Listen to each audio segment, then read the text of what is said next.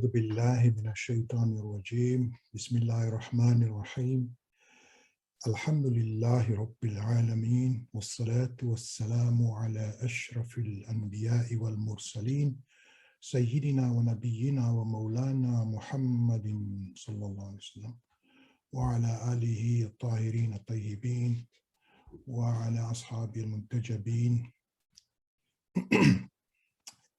I welcome you to our session tonight. Alhamdulillah, it's great to be in your company again. So, as announced earlier, the discussion for the evening will be on Ashura, and it is fitting because we've recently celebrated this week the 10th day of the Arab or Muslim month of Muharram, which translates to the word Ashara means 10. And if you want to extol or magnify the word Ashara in Arabic, then you don't say Ashara, the 10th, you say Ashura. In Arabic, when you stretch it out like that, then you are magnifying the particular word. Ashura means the great 10th day. And so, since this is a day that is of such importance, it would be unsuitable for us not to investigate or to discuss the day of Ashura in light of the Quran. And so, being a group or a halqa that is concerned with becoming closer to Allah, to God, and aligning ourselves with the word of God, with the book of Allah, the Holy Quran, it is only fitting that we then view this day, the great 10th day of Muharram, Ashura, in light of our position vis-a-vis the Quran. And so what I will do during our session this evening, hopefully you will enjoy going through the history of Ashura with me. I will look at the history of Ashura and then draw some of the lessons that we can draw from this great event in history. And I've prepared a slideshow here, so hopefully it will be a little bit interesting. You won't have to look at me all the time. So I'm going to switch over to the slideshow and we will get into it.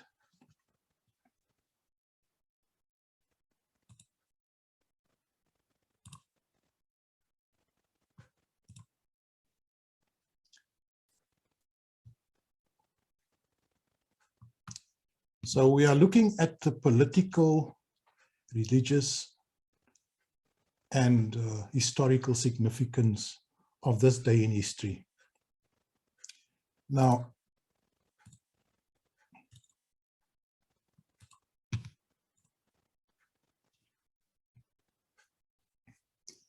when we, as people who reflect rationally on things and who try to steer clear of superstition and of fabrications and of hagiography and of instilling super powers and characteristics, it's important for us to remain real and to remain rational about this discussion. And so first of all, we need to make sure that we have the historical soundness and the truthfulness of this event. Number two, we need to understand the magnitude of the event. Number three, we want to know the story. And lastly, we want to draw some lessons. And those are the four aspects of my presentation to you this evening, is to look at the historical soundness, the magnitude or the impact, and then the story itself, and also the lessons. So hopefully we will be standing still and discussing the actual event. So let us first look at the historicity. Now, historicity is how real and how factual is this story of Karbala. And, if somebody tells you stories of flying, demons and of superhumans living, then they fall in the category of myth and legend.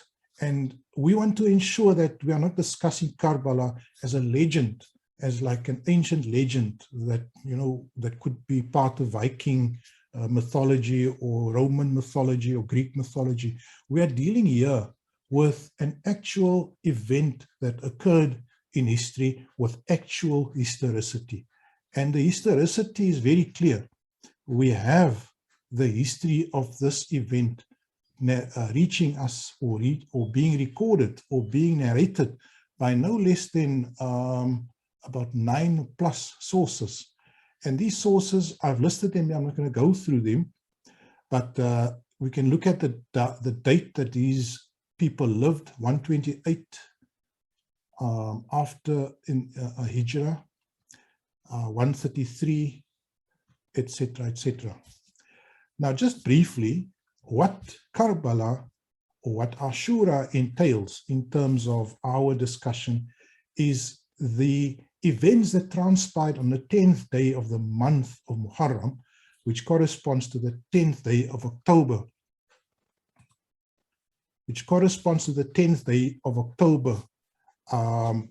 in the year 680. So in the year 680, which is equivalent to 61 years after the Prophet completed the Hijrah, the migration from the city of Mecca to the city of Medina, 61 years after that. In other words, approximately 50 years after the death of the Prophet, we find this event taking place at a place called Karbala, which is near to the present-day city of Baghdad. So near to Baghdad, you find a city called Karbala, and on the banks, not too far from the banks of the Euphrates River, 61 years after the Hijrah, 50 years after the Prophet's demise. And in terms of the current era, we're looking at the year 680 of the current era. And the events that transpire there basically are an extremely violent and traumatic event. What happens at this place in present-day Iraq is that a small group of about 74 people, an army, in fact, mobilized army of 74 people, men, excluding the women, but being joined on the battlefield, not on the battlefield, but at the encampment by the women, confront an army of 4,000. And so we know the outcome is it's a foregone conclusion, 74 versus 4,000. And needless to say, we all know that Karbala, this battle actually ensues, the battle takes place, and the 74 is absolutely routed and wiped out by the 4,000, who coincidentally lose more than 74 people themselves. So that is the story of this battle. It's a very cruel battle. It's a battle in which children are killed. It's a battle on the 74 side. The 4,000 commit various atrocities. Children are killed. You know, people are denied water. Their tents are set on fire in the middle of the desert. And so it's an extremely upsetting and traumatic and an event that has major repercussions. In fact, even today,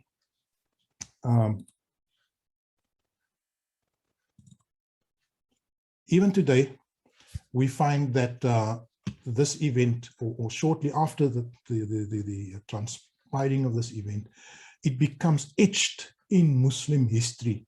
It becomes etched in the history in the Muslims in terms of being commemorated every year, in terms of it shaping virtually the future of the Muslims. Now, the event comes through us through various people, and these are the people that were secondary to the event. So they heard it from people who were at the battlefield. Now, at the battlefield, the people who observed the battle and who saw the events transpiring on the battlefield are on the side of Imam Husayn, who led the 74, and on the side of Kufa, the side of the enemy, who consisted of 4,000. And so we have the actual witnesses on the battlefield who come subsequent to the battle and share the news to their sons and their children and their grandchildren. And these are the stories then that are picked up by these people and then related to further on. So on the side of Husayn, on the side of Kufa, needless to say, the majority of people who narrated the events of this terrible battle were actually on the side of the people of Kufa, the 4,000. And so let me just show you, we have several books in existence which have recorded the history in detail. We have the book of Al-Baladhuri, who died 892. That is about 200 years later. We have Tabari, extensive book, also writing of the events in detail. And we have Ibn Hisham, and like I said earlier, these Ibn Hisham, who got this work from a previous writer, Ibn Ishaq, and like I said previously, these people who narrated the stories of the battlefield, they told their stories to these people. And so you can see their time is a little bit, okay, their time is about 150 years before these writers, these actual historians who wrote. Tabari is a historian, Ibn Hisham is a historian, Baladhuri is an historian. So they are actually, they've picked up the story from these middlemen who got the story from the witnesses on the battlefield. So in terms of the magnitude, I've already alluded to this. We have to realize that this is this is probably the most profound and impactful event in Muslim history since the time of the Prophet till now. I think this event is the most impactful and sort of important event, because not only because it is such a violent and cruel occurrence, it also pits no less than the grandson of the Prophet, Imam Husayn alayhi salam. It involves the flesh and blood of the Prophet, the person who grew up in the house of the Prophet, in the lap of the Prophet, the founder of Islam, the person who established the first Muslim state, the beloved of all Muslims. His own grandson, his own flesh and blood, is the victim, or is the main protagonist in the story. But it also involves kings and traitors. It is a story that involves the greatest form of betrayal imaginable. It is the betrayal of a prophet, the betrayal of a savior of a nation, the Arab nation in that case. It is the betrayal of that nation, of all the ideals that the great prophet established and cherished. But not only is it a betrayal of the prophet, not only is it a betrayal of that brave and noble leader, it is a betrayal of probably the second greatest leader, Imam Ali, because the people who advanced, who were part of the 4,000 army, were in fact the people of Ali, was the town in which Ali established, which the second or the fourth caliph, the first Imam, Ali bin Abi Talib, the son-in-law of the Prophet and his closest ally. It is the town in which he was active for most of his rule. In Kufa, it is that town that turns against this, no less than his son. So it is people of the Imam turning against the son of the Imam. So it is a story of betrayal, but it is also involves the rest of the Muslim world. where those people, all who are not people of Ali, were people who followed the Prophet Muhammad, who turned against the grandson of the Prophet. So it is also a shocking event in the sense that the Imam Hussein could only muster 74 fighters for his army, and the enemy could muster 4,000 members. So it is, that is the other shocking reality of this event. The feebleness of Imam Hussein, its violence and its barbarity that I've mentioned, and its immediate aftermath, the repercussions that it had on the world. So it is important to study Ashura because it is probably the most important event that has transpired since the death of the Prophet Muhammad. So I have already mentioned to you that Hussein, the individual Hussein, is not just any Sahabi or any person. It is the grandson of the Prophet, praised and held in high esteem by the Prophet. On the other side, we find the Umayyad kingdom, and led by Yazid bin Muawiyah, a kingdom that had problems with the previous leader, with Imam Ali, and had a civil war, waged war against the previous leader, Imam Ali, and then continued this battle with Hussein. Now, I want to show you just quickly a piece of the battle, just to whet your appetite so that you can see what we are looking at. This is what people have portrayed the battle as. On the one side, the small group with 23 or 24 horsemen and 40 cavalrymen. On the other side, 4,000 with approximately 1,000 horsemen and about 3,000 cavalry. And the way this battle takes place just gives us an idea of how, what it looked like on the battlefield. And the shocking fact is that there were 4,000 men ready to kill the grandson of the greatest prophet, of the Prophet of Islam. So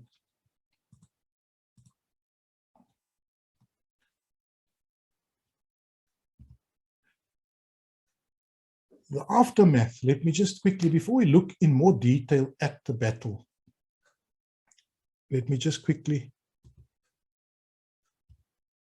I'm going to come to the events.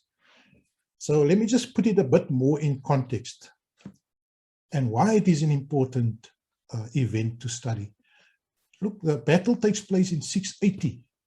Then in 683, 3 years later, the king who waged war against the grandson Yazid, he dies of whatever sickness, I think maybe liver cancer, I don't know what the problem was. Then in 683, a guy by the name of Mukhtar defeats the Umayyads in Iraq. Then in 683 to 785, all the main antagonists of Hussein are killed violently. So those who committed the crime, the leaders of the battle, all lose their lives in a short space of 5 years after the battle. In 685, Ibn Zubayr, an enemy of the Umayyads, takes control of Makkah and Medina, and so wrestles rule from the hands of the Umayyads. And in other words, the Umayyads lose control of Kufa, they lose control of Iraq, they lose control of Makkah and Medina within 5 years of Karbala, and after winning, supposedly, the battle against Hussein, they lose everything. In 692, an Umayyad palace revolt takes place and power is shifted still within the greater Umayyad family, but within a different branch. In 750, the end of the Umayyad Empire takes place. The Umayyad Empire comes to an end, and there's a shift of power away from Arabia towards the non-Arabs or towards Persia. So that is just to give you an idea of all the great turmoil and changes that take place immediately after the killing of Imam Hussein. So I want us to then go into the events of Ashura. And I want to share with you some of the events. And we know that often when you go to the Ashura commemorations, you hear detailed stories of the events of Ashura. And so I'm not in a position here to narrate such detail. We don't have that amount of time, but I would like to give at least our young members an idea of what transpired at this event. Now, Ashura, Karbala, I'm showing you a map here of just to give you a picture of how the layout, what the layout of the land is. We have Medina here and Makkah on the side, right? And then you have Damascus, the ruler, the Umayyad king, where he rules from. That is the headquarters of the king. And he's ruling the entire land because during the time of Imam Ali, the fourth caliph, about 30 years earlier, before Karbala, about 30 years earlier, there was a peace treaty signed between Imam Ali's son, Hassan, his first son, and this King Muawiyah here. And that peace lasted for about 30 years. And so the agreement between Hassan, which is the oldest son of Imam Ali, and this king here, Muawiyah, some call him a caliph or a whatever, you know, he was a king, as you get kings nowadays. And the treaty lasted for 30 years, and his undertaking that he gave to Imam Hassan, the oldest son of Imam Ali, after the civil war, and you can read up on that civil war, that's the first civil war. He agreed that he would not appoint his son as his successor. So Muawiyah, the first Umayyad king, he agreed that, you know, I'm king, but my son will not be king. So let's sign a peace treaty, Hassan. You will be king after me, or you will be the Amir or the Imam after me. However, on his deathbed, he appointed his son. He broke the agreement, what is called the Sulh, between him and Imam Ali's family. And he broke that agreement, and he went and appointed his own son. He nominated his own son to be his successor.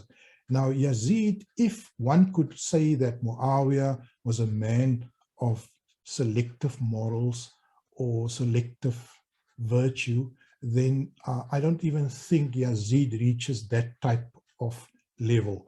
Yazid was a completely immoral, devoid of any type of, you know, decency. And so the fact that he appointed somebody of such low stature was alarming to the entire Muslim world. And so what happens is that when this guy Yazid, king, ascends to the throne, he then realizes that there will be an animosity. He will have some enemies, especially here in Medina, where all the old Sahabis and friends of the Prophet lived. Remember, it's only 60 years after the it's only 50 years after the death of the Prophet. Some of the old people are still alive. And the friends of the Prophet, those who were young in the Prophet's lifetime, are still alive. And so he realizes he has to sort them out. He has to prevent any type of mischief on their side. And so this King Yazid, he dispatches a few of his lieutenants and generals to Medina, and with the instruction that he wants some of the prominent persons in Medina, those who were prominently regarded by the Prophet, he wants them to make a public swearing of loyalty to him. And so he sends these generals there, and they approach 3 of the top guys in Medina. One of them was, of course, the grandson of the Prophet, Imam Husayn alayhi salam. There were some others also, Ibn Zubayr, and a son of another prominent Sahabi. And there was also Abdullah ibn Umar. And these lieutenants of the king or the generals, they approach them and they instruct them to make a public swearing of fealty.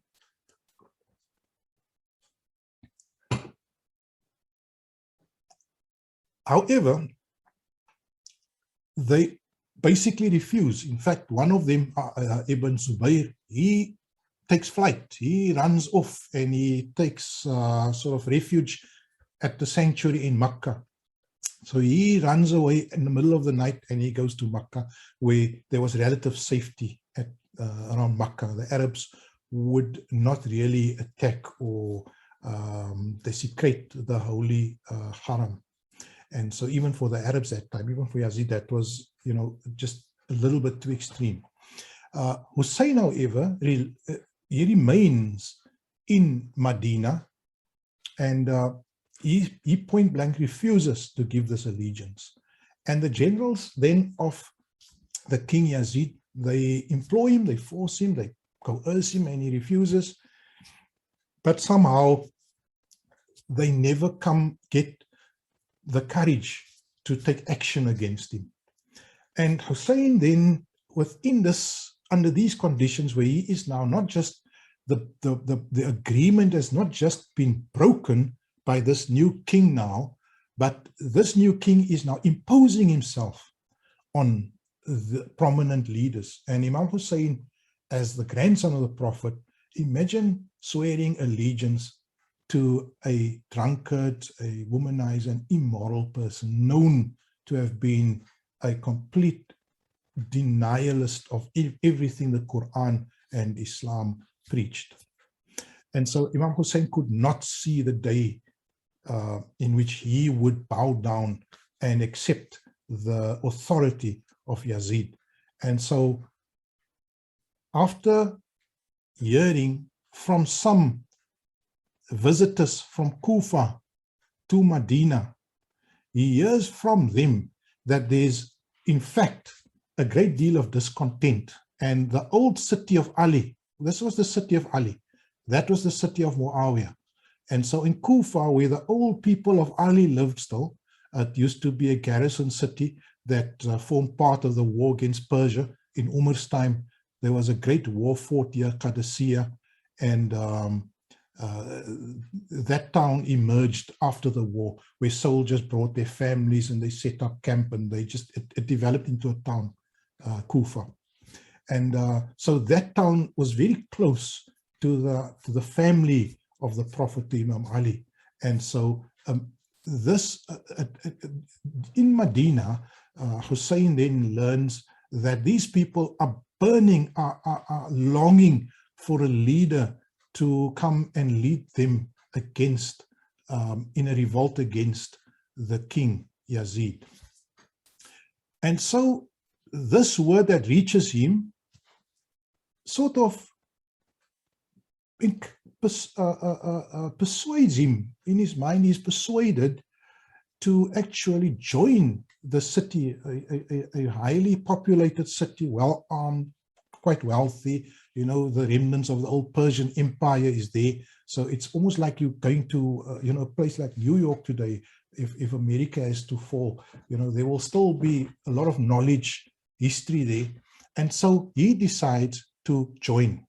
And he makes his way to Kufa. He goes via Makkah, and he actually travels with his caravan to Kufa to join or to take charge of the people of Kufa, to assume the position of leadership. And it takes this very arduous journey across the desert. It takes him approximately 20 or 30 days. So he leaves here in September, and he only arrives there in October. But unfortunately, several things transpire. Let me just make sure I've got, okay. So several things happen on the way. First of all, he is unable to get more than a handful of people. So it is basically himself, his own children, his brother Hassan, who was passed away by that time, but he had children, those children, his other brothers, other sons of Imam Ali, he had them and their children. So it was his nephews, himself, very close friends, a bunch, 100 people maybe. They were trekking across the desert, only with close family. So the tens of thousands of people of Medina, the tens of thousands of people of Damascus were all disinterested in this march. As he approached Kufa, he came from the north here, from this side. He entered the sort of broader area of Kufa from the north, let's say 30, 40 kilometers from the north. He then, in fact, before he gets there, he learns that a disaster has struck.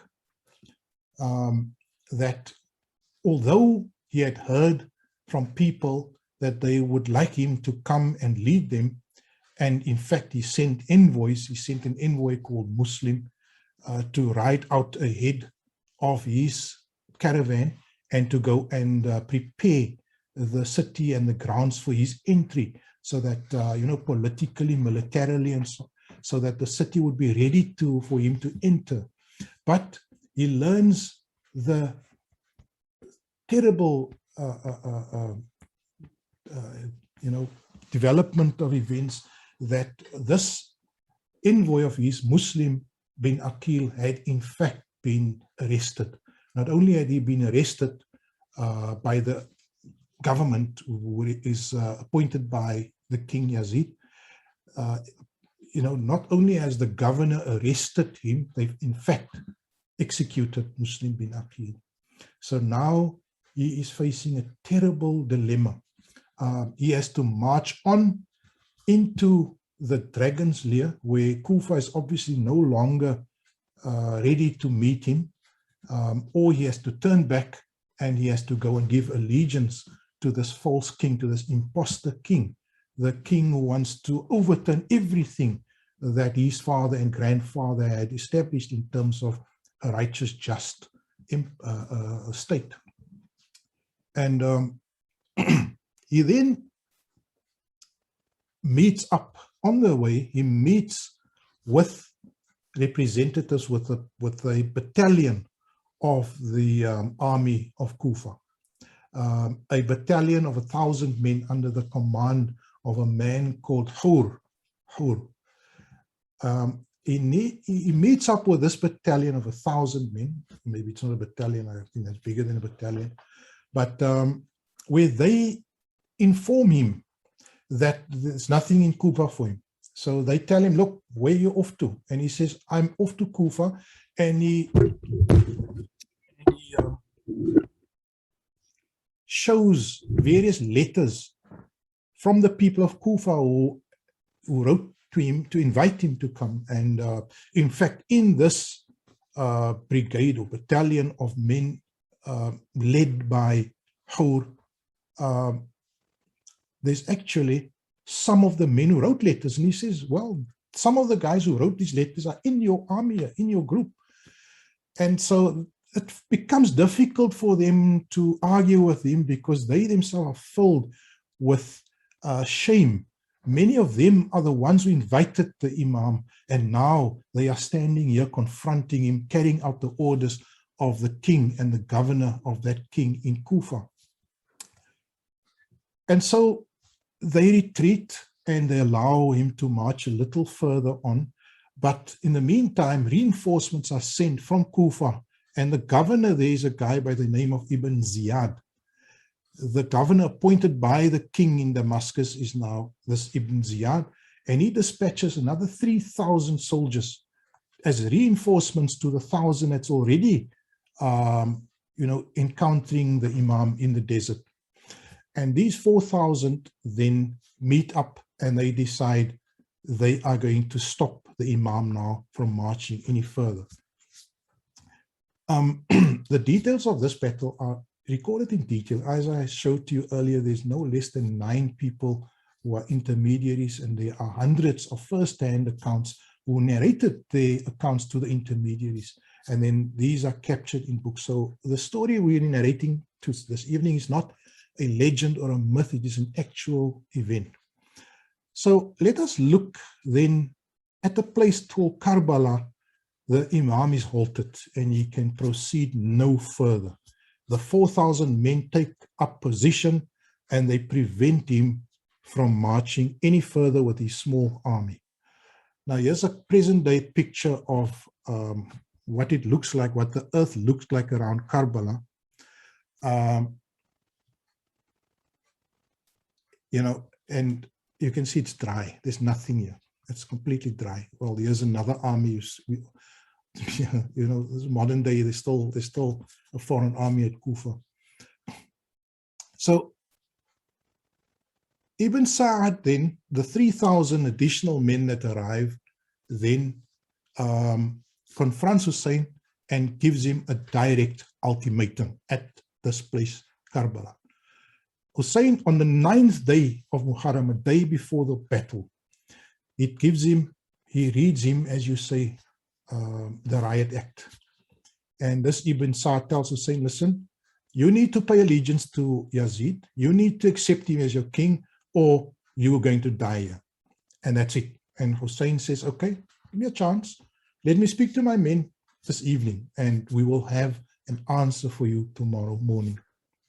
And so Ibn Sa'ad, the leader, the general of the 3,000 army, and Hur and whoever else, they retreat a small distance away, and they allow Imam to pitch a camp for the night. At that camp, Imam calls a meeting, and he gets all his companions around the fire, and he has a very heart-to-heart talk with him. He offers to his close friends and family, remember these are his cousins, his nephews, his own children, his sister. He says to them, listen, the people of Kufa has betrayed me. They have turned against us. They've called us here, and now they love this life too much. They love the life of this world and their own positions and their own businesses and their own careers. They decided to choose that over me, and they're not prepared to go against their king and their government and their governor. And so tomorrow there's going to be a fight, and we will not survive. That is the one thing I can assure you, that there will be no survivors tomorrow.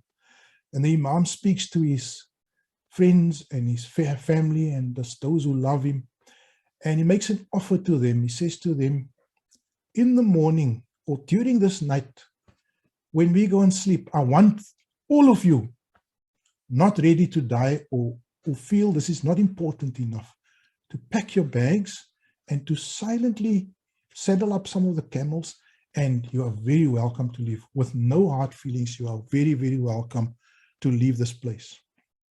And he makes that offer. And in the still of night, in the dead of night, some of these followers and companions decide that they have, they're not ready to die, and they leave the camp. And so when morning breaks, the Imam is then left with only a smaller group of about 74 fighting men. There were a number of women also who were not part of the battle. And here is a layout of the land at Karbala. 4,000 men arrayed, ready to confront the Imam. The Imam with his 72 soldiers, some of them on horses, about 40 of them on horses, ready to confront him. There's the tent that they pitched out during the night. What they did during the night also was to dig a trench here and to prepare the battlefield to prevent any reaction or any action where the enemy could attack them from behind. And so they They then lit the fire in that trench, it says Khandak, and the women were left here in the tents. And the men went out at the break of dawn. The men went out to confront the 4,000. So that is in this desert, and that is the way the battle then shapes up to be.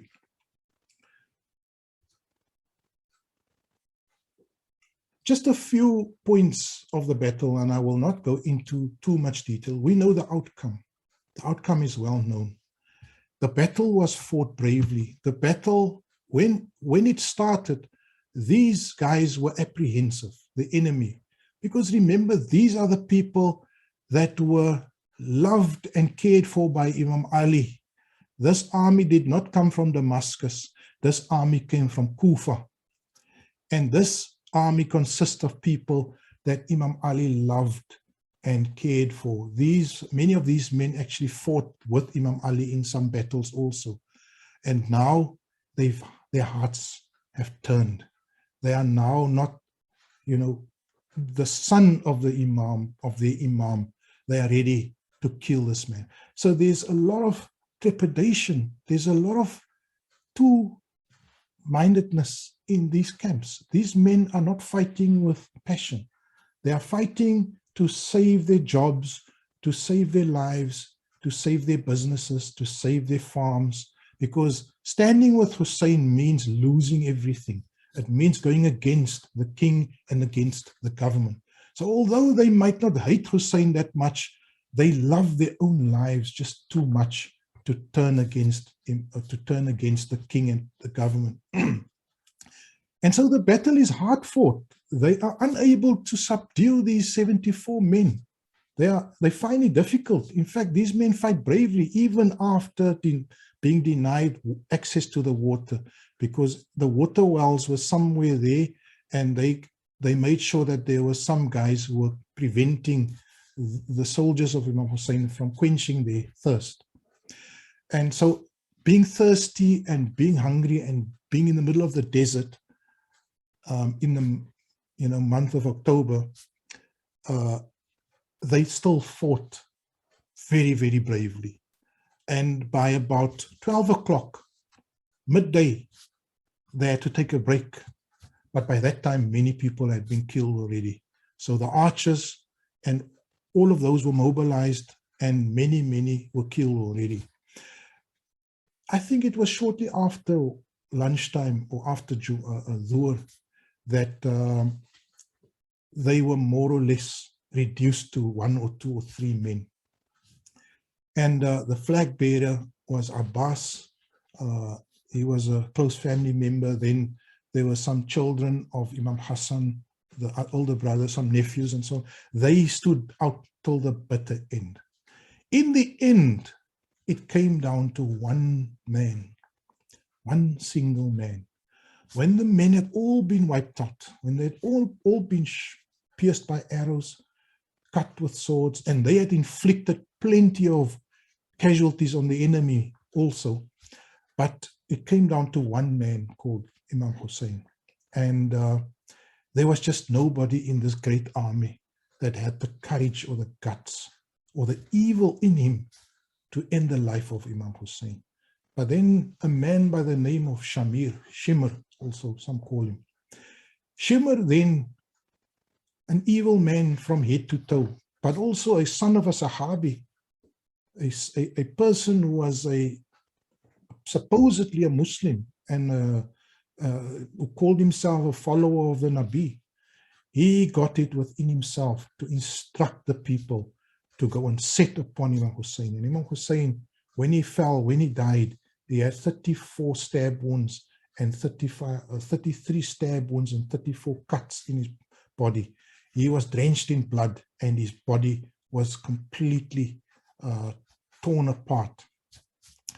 Not only did Shimr commit this atrocity by desecrating the bodies of the martyrs at Karbala, but they then also decapitated the bodies and raised the heads up on stilts, and then went and paraded these back in Kufa.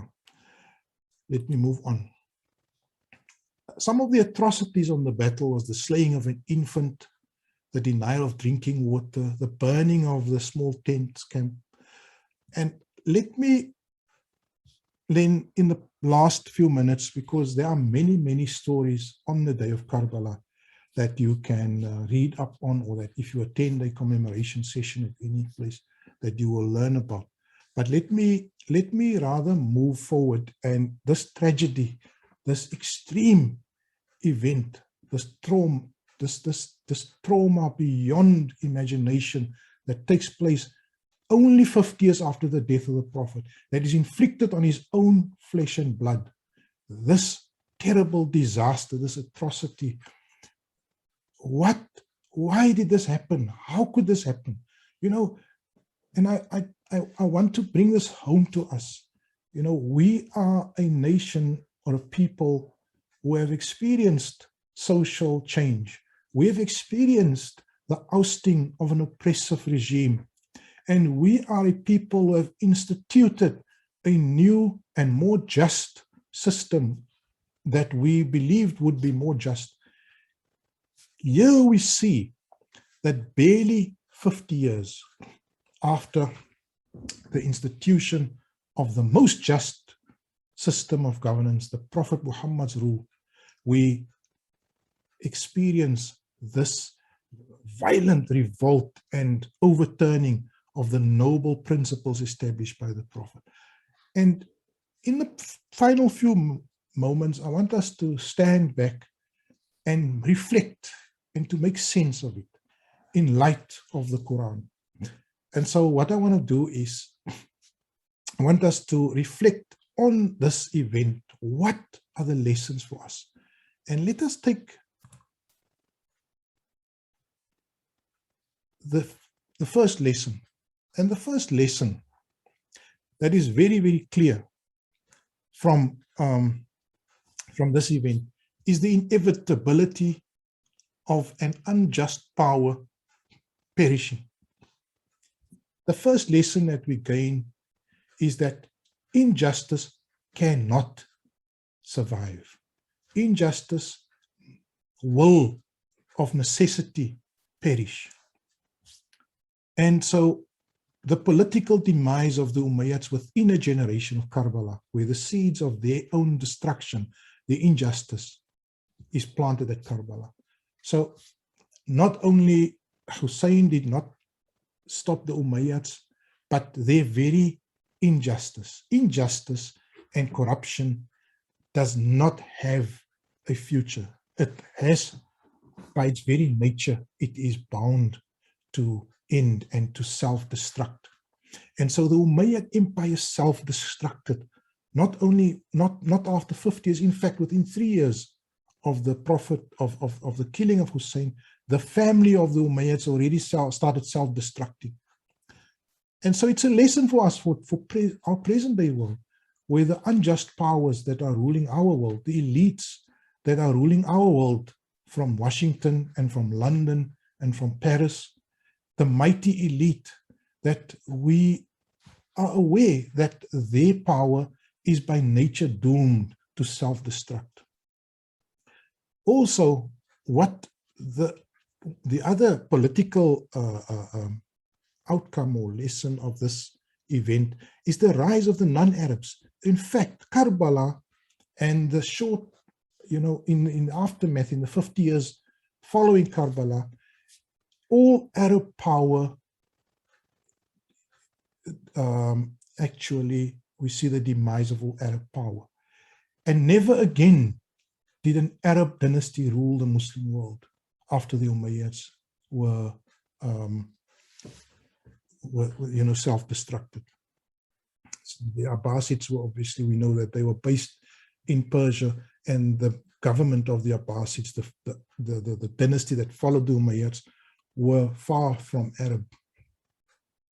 And so let us then pause and look at this verse in the Holy Quran, where Allah says, A'udhu billahi minash shaitanir rajim, Bismillahir Rahmanir Rahim.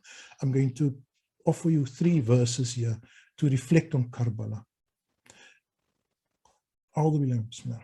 قَدْ خَلَتْ مِنْ قَبْلِكُمْ سُنَنٌ فَسِيرُوا فِي الْأَرْضِ فَانْظُرُوا كَيْفَ كَانَ عَاقِبَةُ الْمُكَذِّبِينَ. There is precedent, meaning there is precedent in what transpired before you in history. So travel the earth and observe what the outcome was of all those who denied truth, the inevitability of the fall of injustice.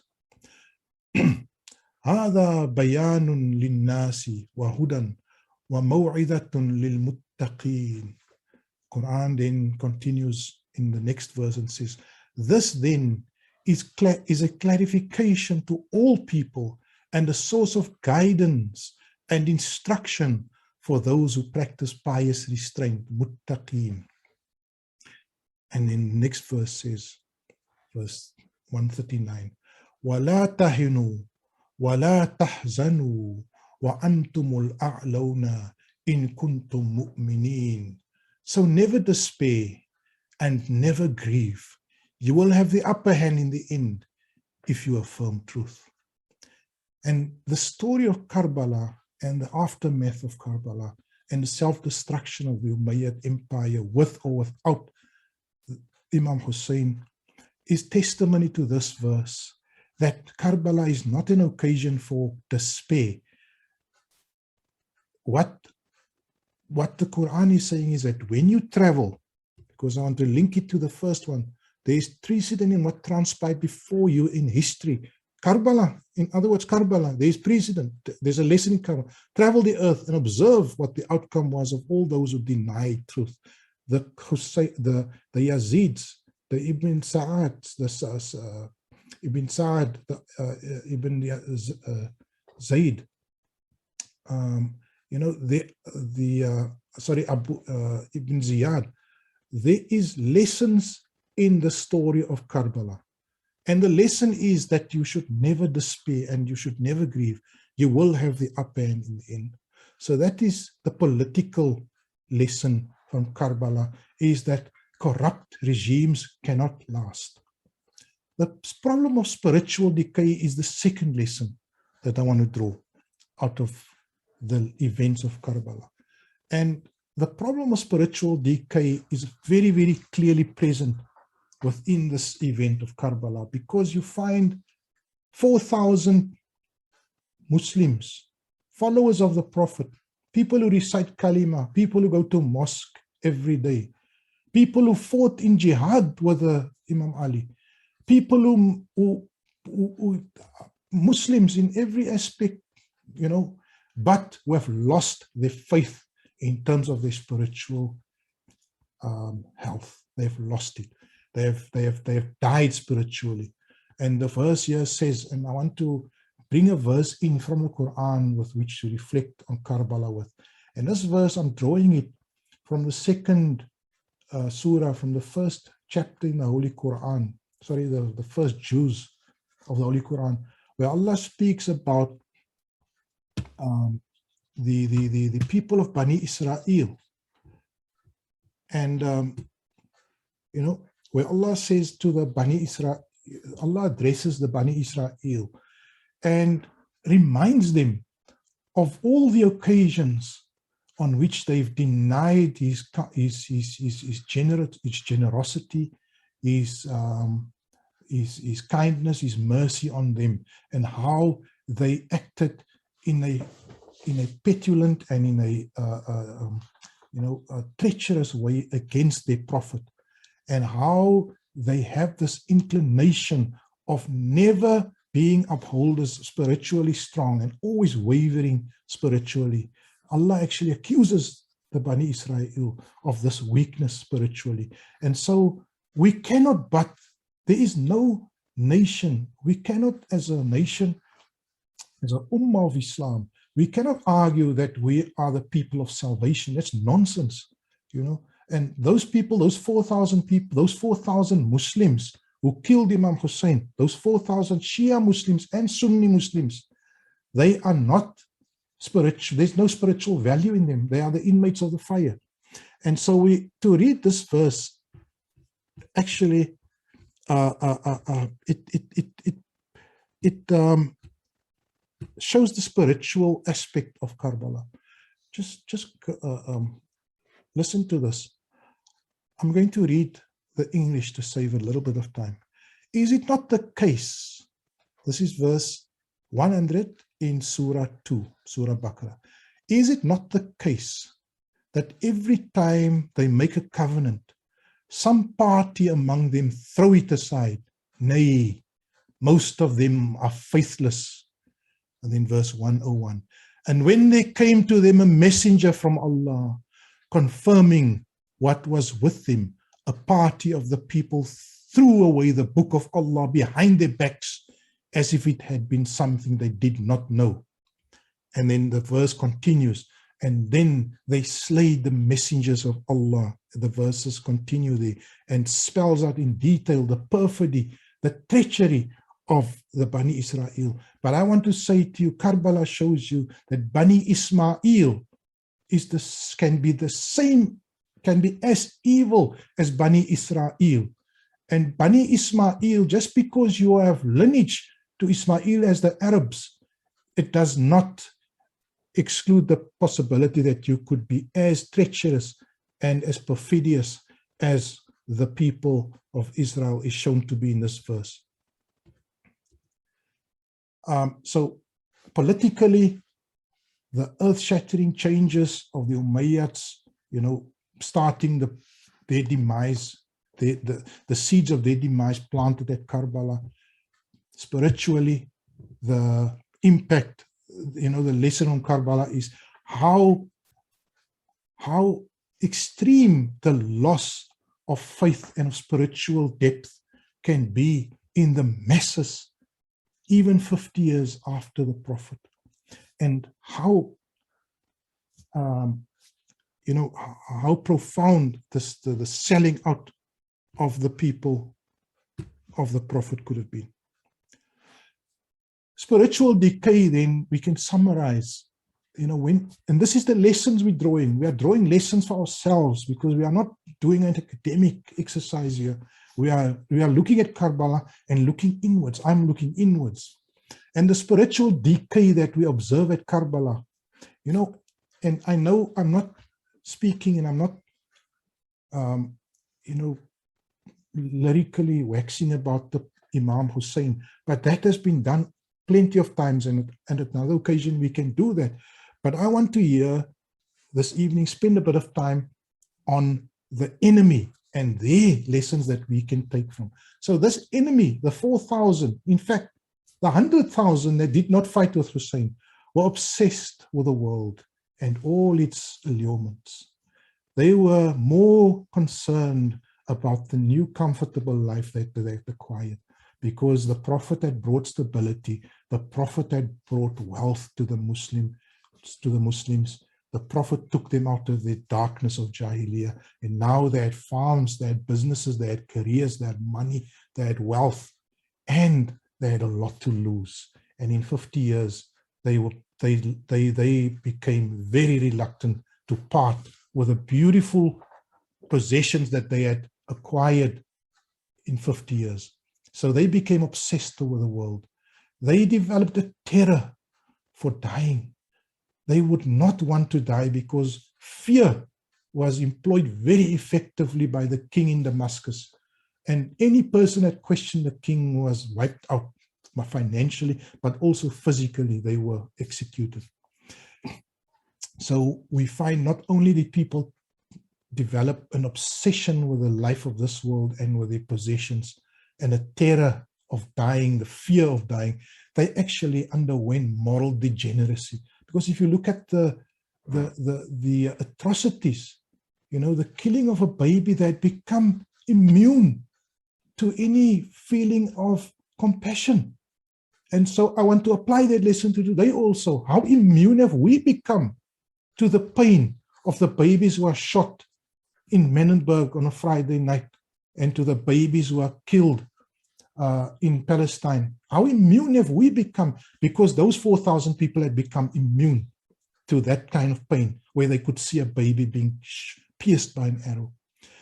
So the fear of sacrificing life, limb, and wealth for the cause of truth. And family members, brothers, sisters, whoever is part of us this evening, this is the lesson I want us to walk away with, is the spiritual decay that this event of Karbala emblemizes. So finally, the final slide I want to show you is the historical significance. Historically, Karbala is a line in the sand. What Imam Husayn represents is a line in the desert sand. It is a line between right and wrong. And he drew that line with his blood. You know what? If he had not spilled his blood there, that line would not be there for us. The world of Yazid would seamlessly join in with the world of with the Prophet Muhammad. We would see a seamless continuation of kingdoms of leadership between the Prophet Muhammad and the immoral criminal Yazid. But because of Husayn, who died there and created a shock and an earthquake, even that reverberates till this moment, that line is unambiguous. We are clearly discerning the line where good ends and where evil starts, and without any doubt. And today, still, we know that all good ended when Yazid came in. But also Imam Husayn politically is a model of noble leadership. Leadership that does not